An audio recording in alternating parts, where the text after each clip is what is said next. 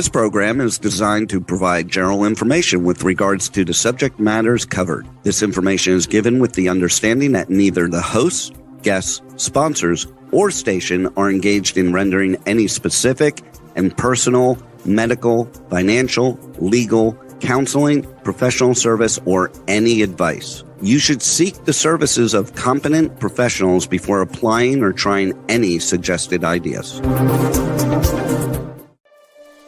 Magazine publisher and entrepreneur Judith Mancini is sharing captivating conversations with experts in their field about the latest trends in our ever-changing world to help you become healthy, wealthy, and wise. Judith Mancini today will spark your interest and inspire you to lead your best life ever.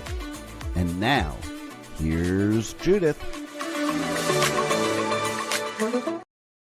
Hey, hello everyone. How are you today? My apologies once again. I seem to be running into little mishaps.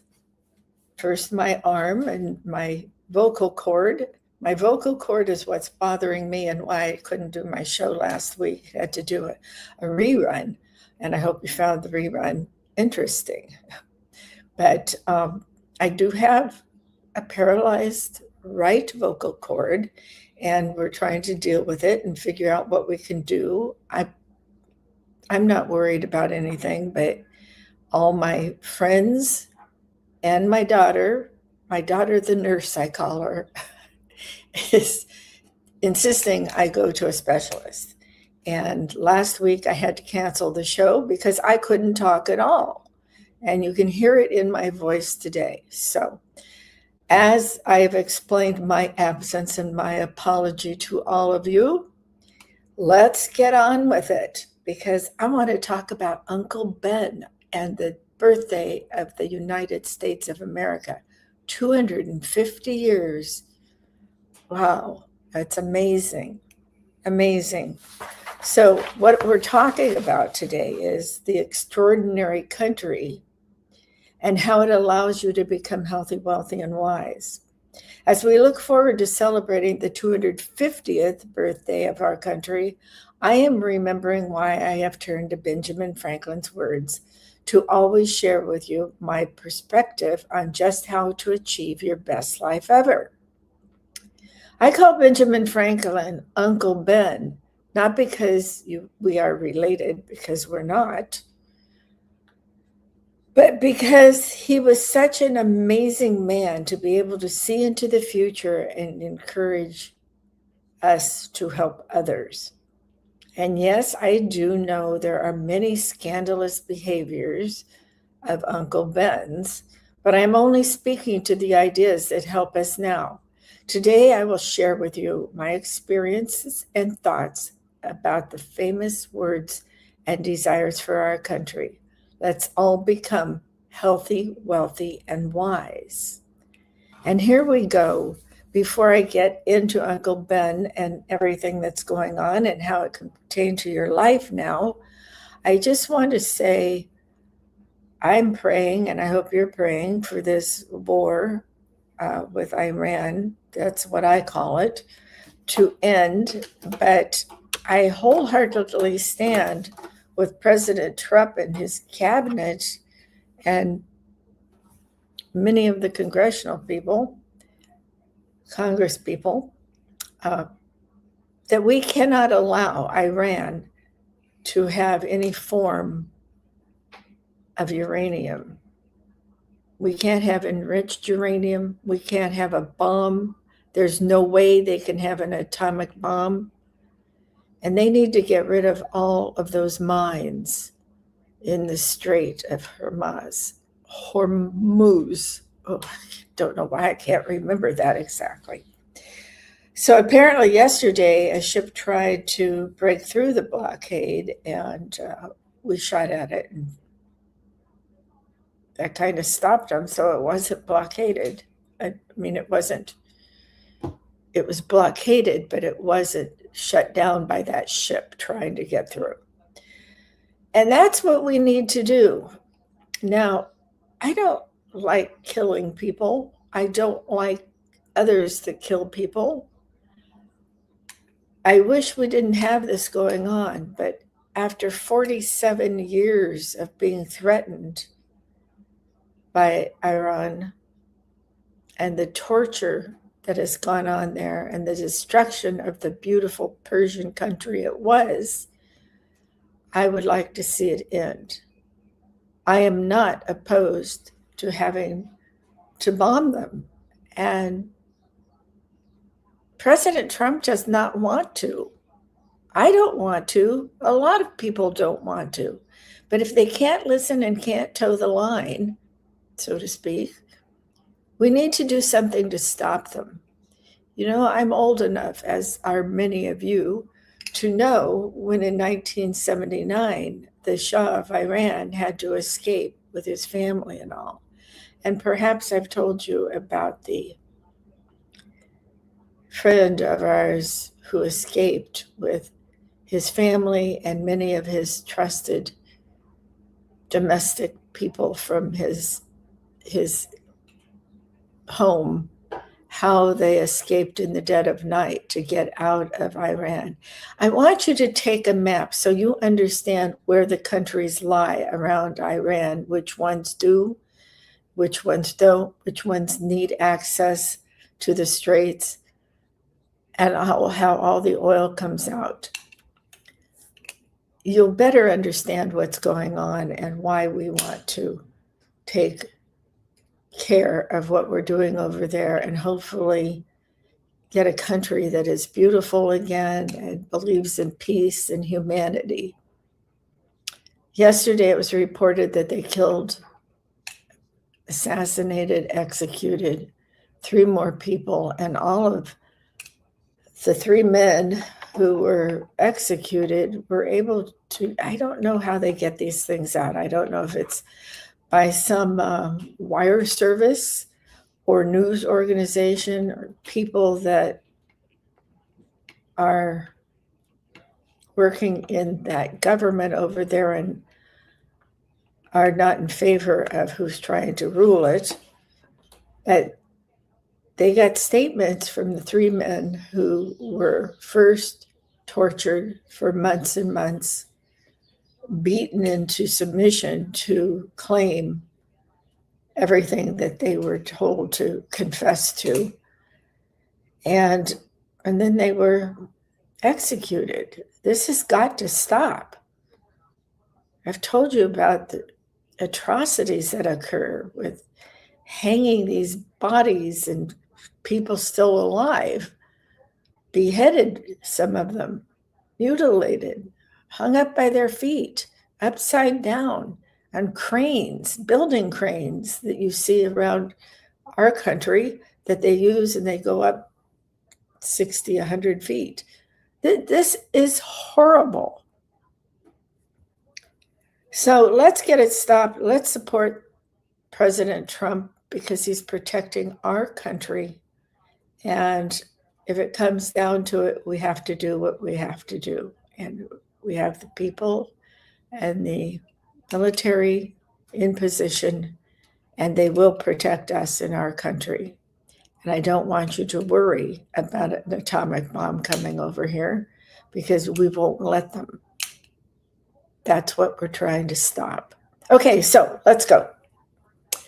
All right, so what I want to talk about, one more thing about who's running for mayor in their affiliations in the different states.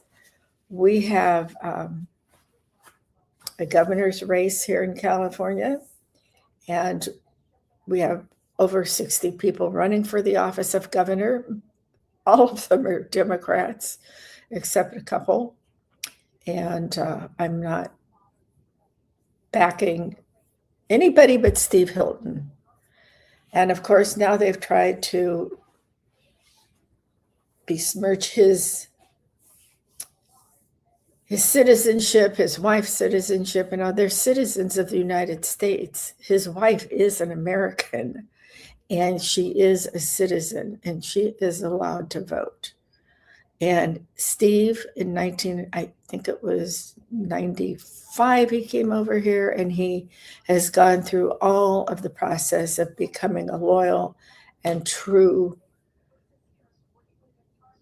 person who wants to help the United States of America. And he has my endorsement, if that means anything to any of you. And I hope it does. Look at them and see what you think about it. Politics is a dirty game, and it's gotten dirtier through the years, and it's just horrible what they're doing. But you guys need to listen. You can't keep putting, and I'm talking mostly to Democrats now, but think about it. Do you really want a communist running your city?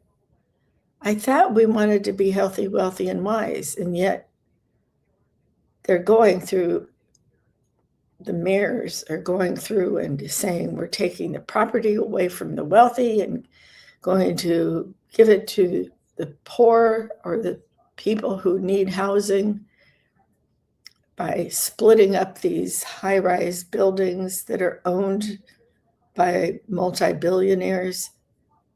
This is a communistic move, which is hurting the United States. Do you want to live like they live in Russia and work your ass off to make money and buy a house and have it taken away from you, or had 20 people move into it? This is not the American way. We are against communism. We are against people in California and Los Angeles who say it's the best thing to do is give fresh needles to the drug addicts and give them the drug that helps them with the overdosing to save their lives. What? Why are we promoting drug use? We've been told that our kids shouldn't go to a party without Narcan in their pocket so that they can help somebody who's ODing. Why are people promoting our kids using these disgusting, horrible drugs? I have friends that have taken something at a party thinking they were taking just, I don't know, something to give them a little high, something to give them the ability to not be so shy and get out there and have fun, and they drop dead. And this is not funny, and it's horrible. We need to do something about the drug problem, not encourage it by giving fresh needles to people who have now become homeless, friendless, familyless, and an addict if they live long enough. Do you know what fentanyl does to you? It kills you instantly, most of them. But people do take it and take Narcan right away, and then they live a little longer, but they're walking around bent over like this. People, this is wrong. And you have people running for office in California and Los Angeles in specifics that are in favor of putting these needles out and giving them to the addicts. You know, I grew up in Los Angeles. I was born in Hollywood. Hollywood, that's what I always say. It's nothing like it was when I was growing up. Nothing at all. And I still call it the Golden State, and I've moved all over the country, particularly with the husband I'm married to now, with him turning turning companies around. I've lived in so many different states, in so many different cities, and most of them I love, but I want the Golden State. I'm a native, as I just said. My children are here, and on their father's side, they're sixth generation Californians. You can't do what New York is doing and voting for people like this. And then there's the other one in Seattle, I think it is, some woman. She says she doesn't care if the billionaires leave or the millionaires leave up in Seattle and all. Bye-bye, she says. I would never vote for somebody like that.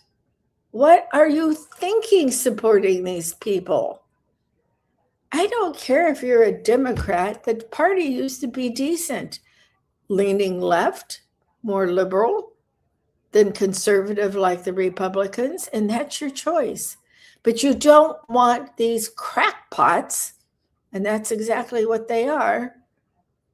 You don't want them electing people that are going to destroy the United States of America. So stand up for your rights. Become a decent Democrat. Start a new party called Decent Democrats for life, liberty, and the pursuit of happiness, the way we used to be.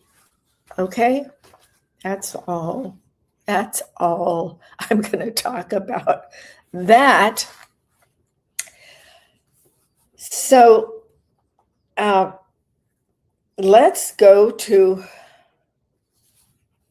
Uncle Ben, and see what he says about being healthy, wealthy, and wise. So I went and I looked up a lot of quotes for him, because as you grow up during life, I think you hear a lot of his quotes when you're growing up. Maybe before you go to bed, maybe when you get your allowance, maybe when they tell you how to live your life. So what I'm doing today is just talking about some of his quotes and how they pertain to our life now. And the first quote I want to say is, early to bed and early to rise makes a man healthy, wealthy, and wise. Okay, for you ladies out there, it does the same for us, because it's a new world and they've accepted women breaking the glass ceiling and moving on, and women becoming more educated and going out, raising their children, having wonderful careers. So now we have to add the women in there. Early to bed and early to rise makes a man and woman healthy, wealthy, and wise. You know, it's been proven that the more unfettered sleep that you have at night, or if you're on the night shift during the day, it's better for your health if you sleep solidly for 7 to 8 hours. I lower it to 6, because as you get older, you need less sleep, your body thinks, because you're not out there doing so many things, multitasking and all. So I say 6 to 8 hours of sleep a night. Cool your room. Don't try to sleep in a really hot room. And if you don't have air conditioning, which we don't in many places in California, because we don't need it, except for the desert, we do. Try to keep your room cool. You should really try to keep it at 68 degrees. But if I kept my air conditioning at 68 degrees during the summer in the desert, I don't know what I would do. That the electric bills are gigantic. And I honestly don't know how some families can afford them. I really don't. So I keep, in order to keep to some kind of budget in my life, making me feel good about myself, I try to keep it during the summer at 75. Before we go to bed, I will cool it down to 42, just so that it takes a longer time to heat up in the bedroom. So hot. But we have a fan. A lot of people have ceiling fans. This place isn't built like that. But we have a fan that it's only this big. And it's good. Fans are not like they were in the olden days. They're very good, and it's very quiet, and it goes around the room like this. So that's the part about early to bed and early to rise. And the first thing you should do when you get up in the morning, well, some people say drink a glass of water with lemon juice. I say my prayers. And I like to go outside and see the sun, feel the sun on my face and my body, and say thank you for such a wonderful place.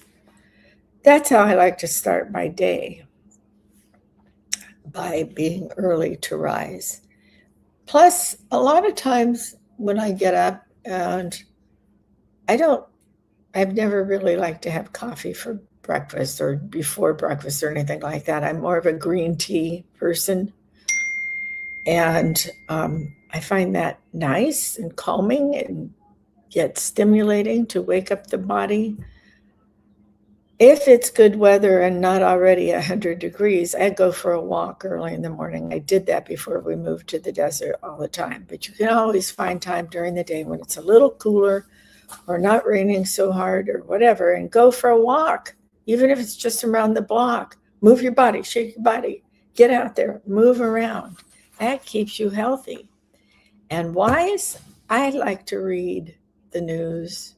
Sometimes I turn on the television and listen to the different news shows because obviously it might be instant news instead of waiting for an article to come out on a news site. So let's do that. All right. Another thing he said, which we speak about a lot, is 'tis an old saying that an ounce of prevention is worth a pound of cure. And boy, is that true. Now, I believe in some vaccines that have been studied for years and years and been made safe. You know, I speak a lot about the polio vaccination, the Salk, S-A-L-K, Dr. Salk vaccine, because the first vaccination didn't work at all, and his had a lot of problems also. And then, of course, there's measles, mumps, and vaccinations like that. And they've been around forever. I really object to giving children multiple vaccinations all at one time, particularly when they're babies and they're this big and they're being shot up with 11, 12, 13, 14 different vaccinations. They can't handle that. How can they handle that when a big, burly guy or woman can't handle it?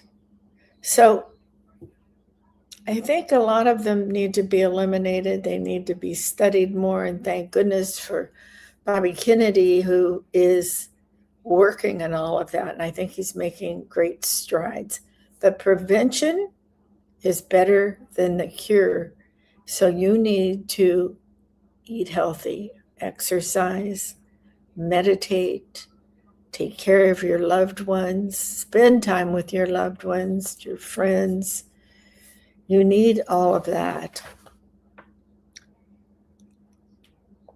The thing I want to say about the health segment with Uncle Ben is, and I try to say this all the time on the show, on the podcast, this is what he said: wish not so much to live long as to live well.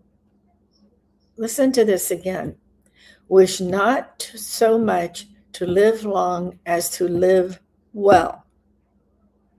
That's why we're talking about your diet, not to lose weight, your overall healthy diet, to live, to exercise, to meditate or pray, whatever, get into your head and think about the good things and the things to come.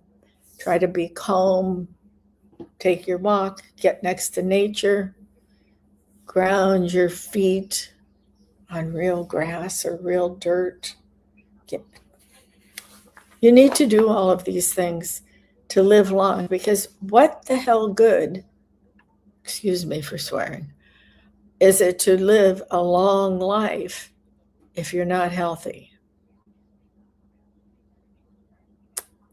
You know, right now I'm going through a terrible thing with my husband because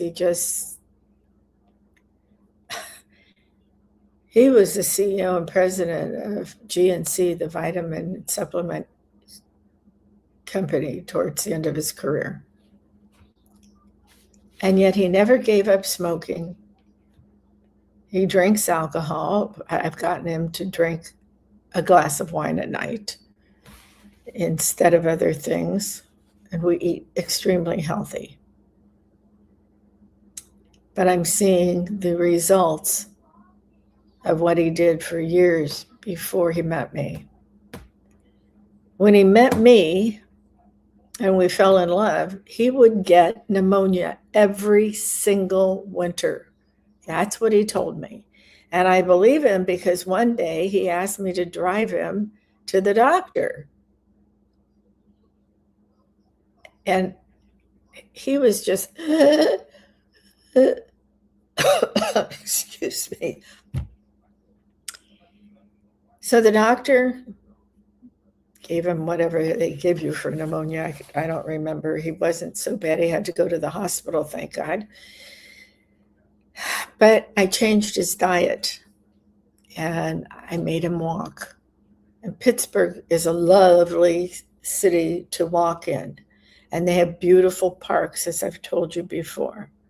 He has not had, with just the diet change and the small bit of exercise, and let me tell you, we have been married for over 30 years, and he's not had pneumonia one time after I put him on this regime of healthy living.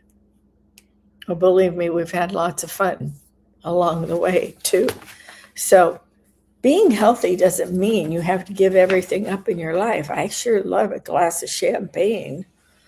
So throw some caviar in to me also. Thank you. Okay, guess what? It's my birthday month. Speaking of champagne and caviar, 79 on May 31st. Don't you forget. I want to hear you singing to me on the show. Okay, so that is what I'm going to say to end up the health segment.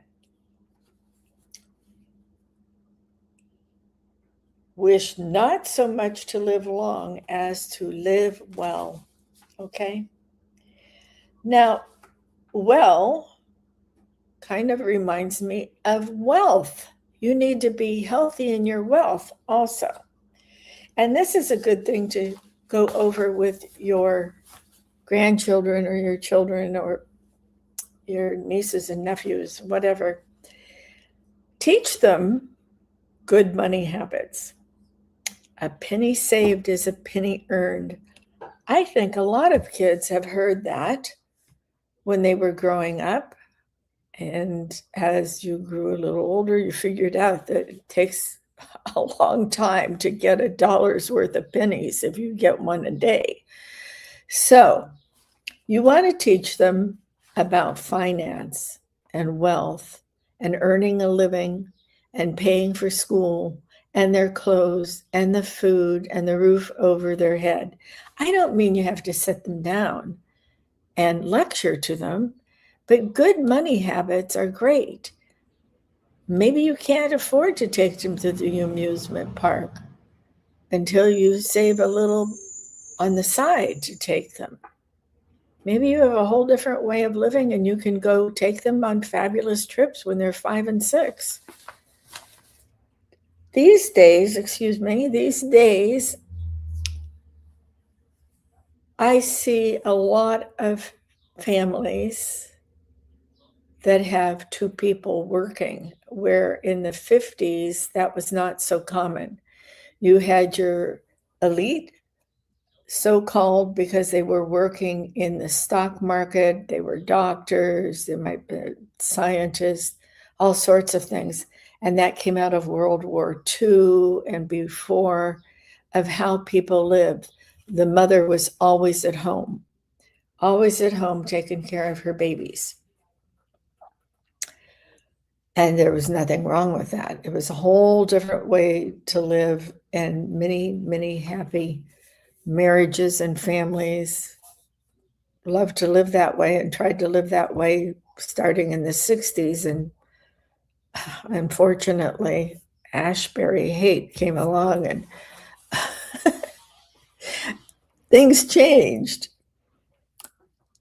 But one thing that changed for the good is more and more women went to the universities and they came out and they wanted careers. And that was a whole different era for women. And that entered into the healthy, wealthy, and wise. The part that said a penny saved is a penny earned.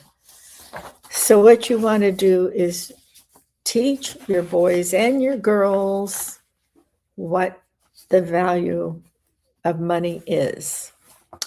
I think I told you that, I think it was over Christmas, that, we get all sorts of gifts for the kids, the boys, the still little ones, 11 and 7.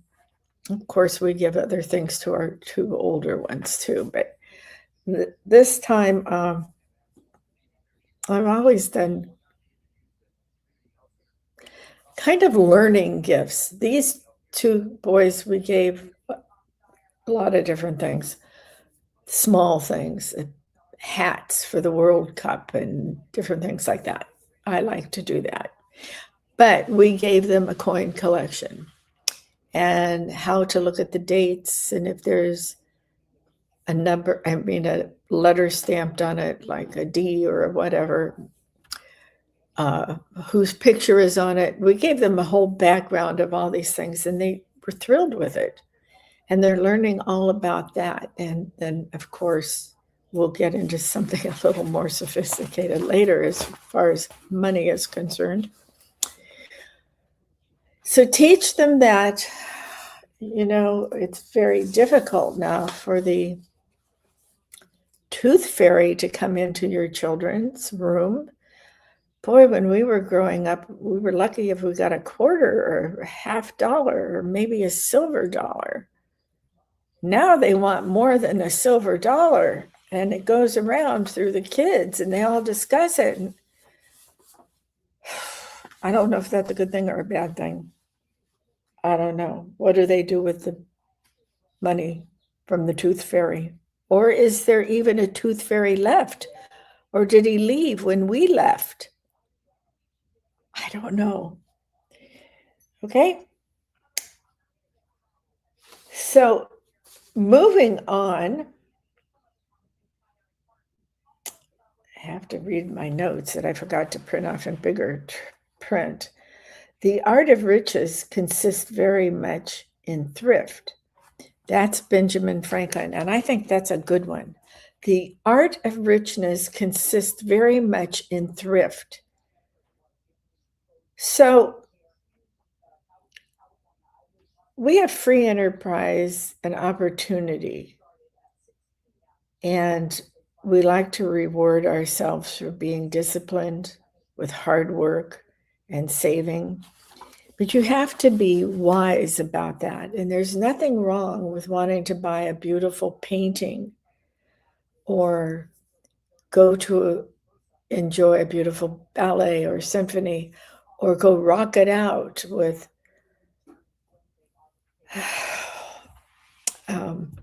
one of the big rock groups.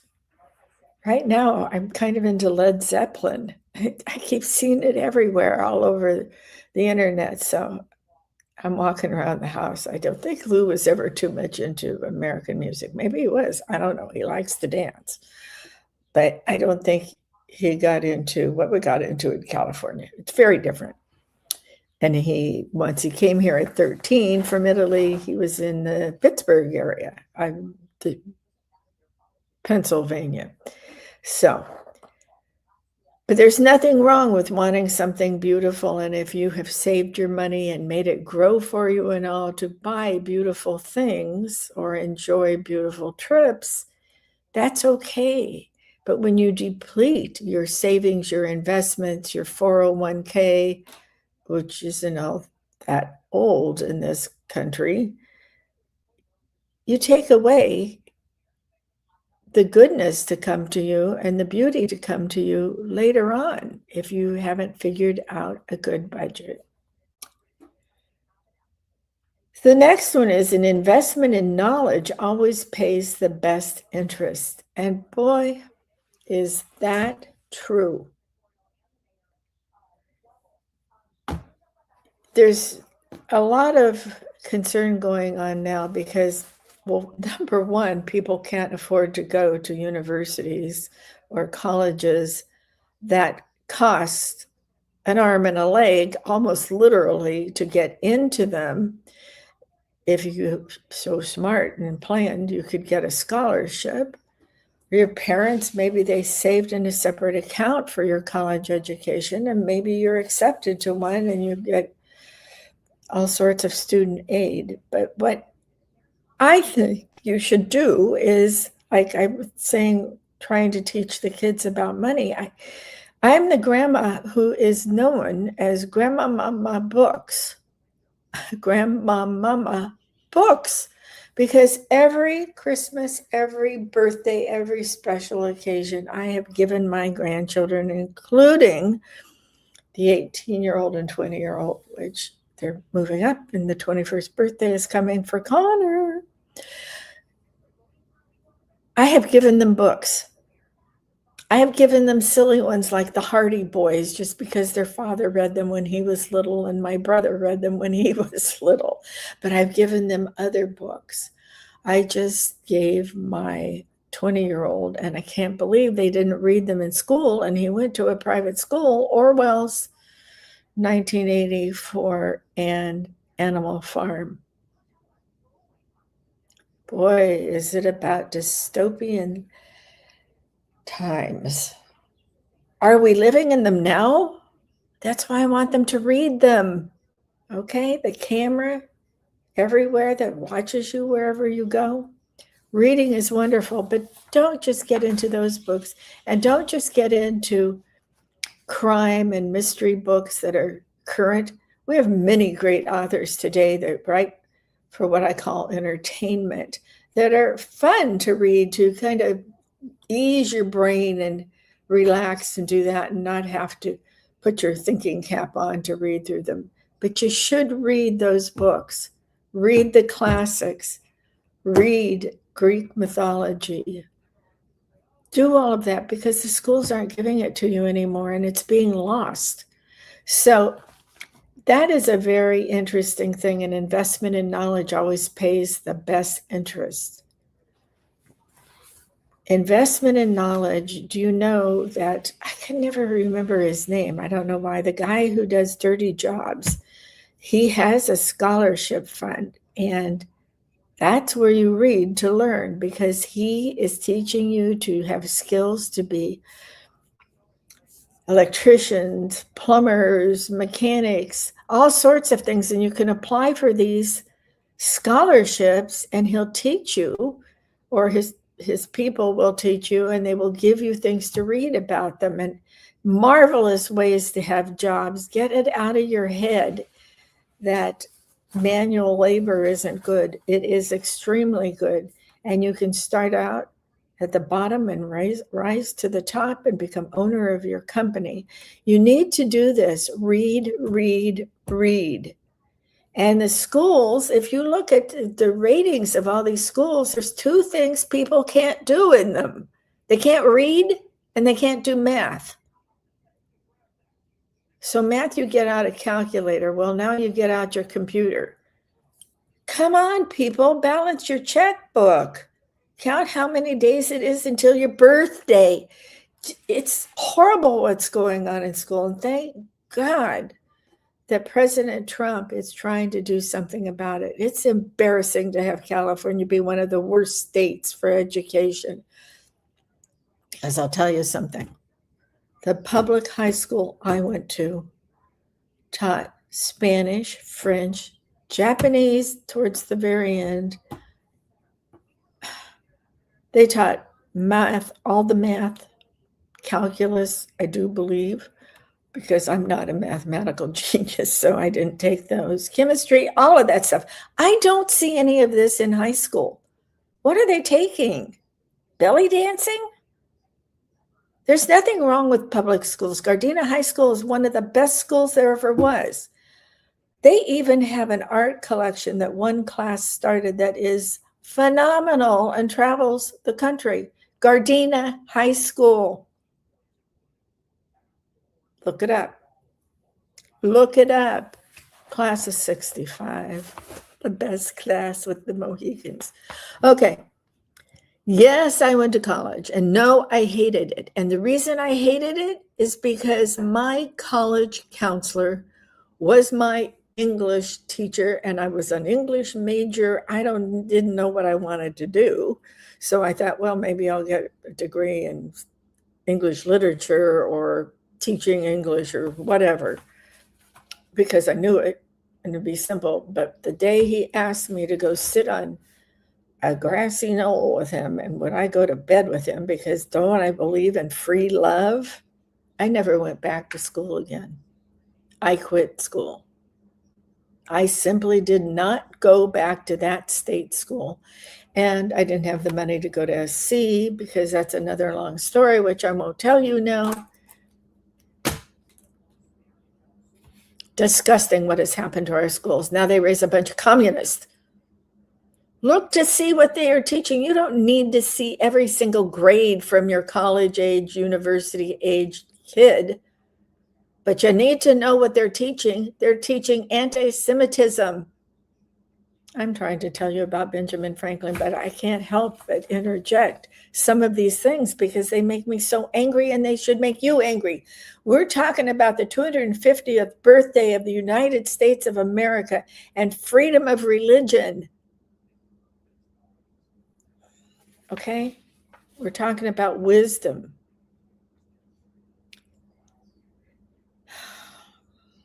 No gains without pains. I'm going to kind of pass over that one because we're getting ready to run out of time. And that no gains without pains kind of applies to going and getting a degree in welding. Oh, welders make $200,000 a year sometimes now. Look at the electricians, look at the plumbers, look at the gardeners. What if you love nature? Become a gardener, but become one that knows things about plants, not that just buzz cuts the lawn. Okay, no gains without pains, but here's a good one for wisdom. Being ignorant is not so much a shame as being unwilling to learn. And that's true. I think I pretty much covered that right now. The doorstep to the temple of wisdom is a knowledge of our own ignorance. Boy, is that true.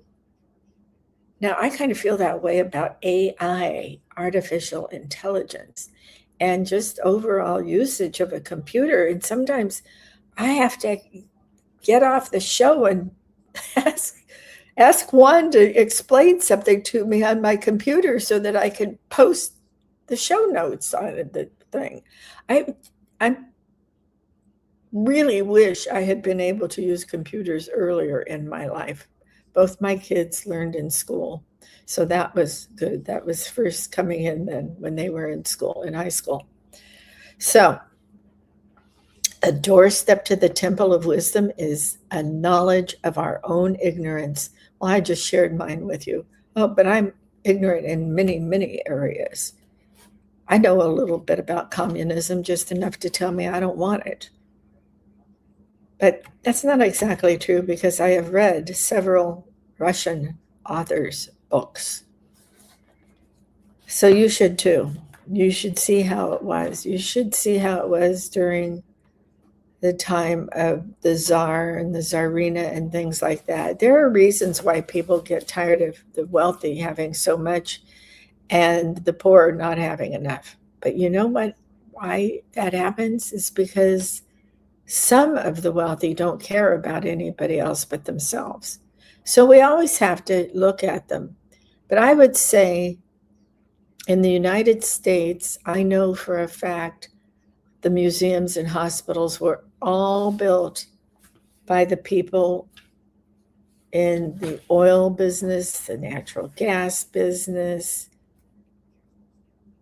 all sorts of things over in the Pennsylvania area.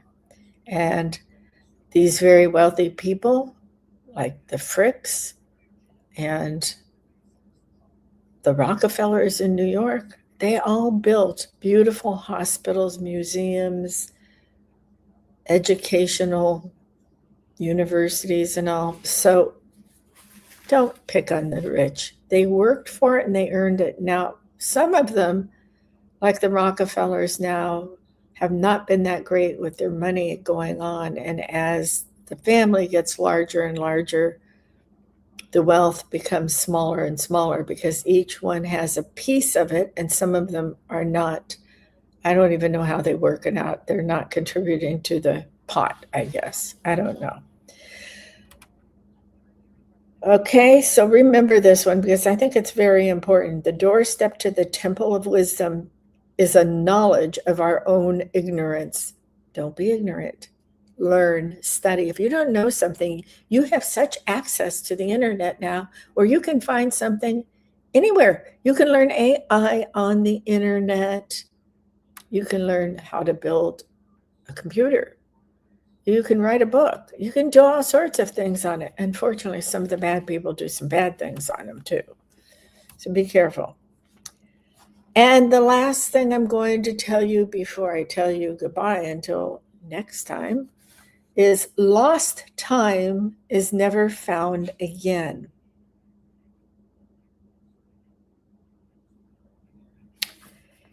You know, that's very true. And it's like lost time, excuse me, trying to get these notes. Freedom also brings responsibility. Franklin urged people to use their time wisely in work and family. And yes, I totally agree with that. And that's just one of his little thoughts. And now I'm going to tell you goodbye for the day. Lots of things are happening here with me. I'm trying to change my podcast a little bit. I want to include men more in the health department. I'm leaning towards doing a newsletter or a magazine, which is what I really loved to publish before. If you have any ideas, you can always send them to me at info@judithmanciniToday.com. info@judithmanciniToday.com. Send me your questions or your ideas, and I will get back to you. What I want you to do is think about some of those really wise comments that Benjamin Franklin had and teach them to your kids.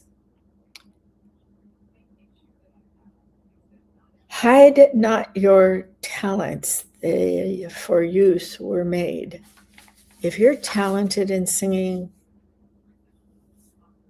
or playing an instrument or painting or any kind of talent you have,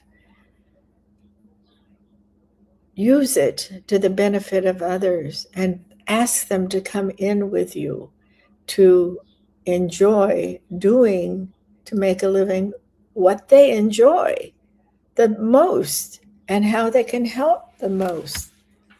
I couldn't do a podcast without Juan. He's the greatest engineer I've ever had. And I've been podcasting for nearly 15 years now. The best thing I did was change from my first podcasting group to Dean Piper's. And if you want to get involved with podcasting, I would say hit up your computer and send off an email to talk4media.com. Somehow you'll get to Dean, the owner. I mean, I don't know what else to tell you, but that's what you should do. And the other thing I want to tell you is check out LifeWave. Go to Judith Mancini lifewave.com/Judith Mancini. Thank you, Juan. You see why I need Juan? I can't even remember my address. www lifewave.com, Judith Mancini. Those are those little patches. I have one on today. It's called Eon. And what it does is it has no medication in it. I can wear it for 12 hours. And when I get a little hyper racing thoughts, we have so much going on in our life right now. It's hard to separate everything and be calm all the time. So I put this on, I wear it for 12 hours, and it just calms me down. It's a tranquilizer without being a tranquilizer. I hate pills. I don't want to become addicted to something. And once in a while, I have such a personality that I get real excited and need to calm down so I can think clearly. So do that.